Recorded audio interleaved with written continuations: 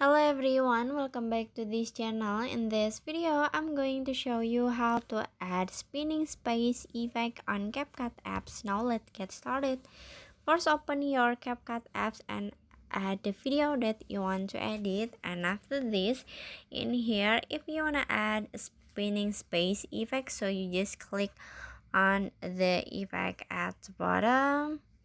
And after this, in here you just click on the video effect, and at the menu you can swipe until you can see distortion.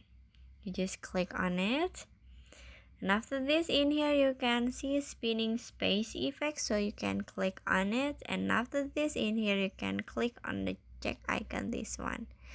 Now you can adjust the effect, so you can click on the adjust at the bottom.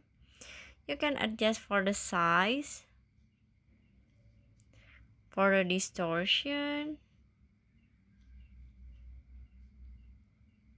for the rotate,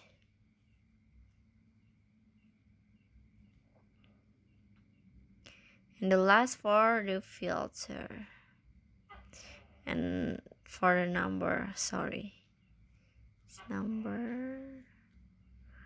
Okay, and after this, in here you just click on the check icon.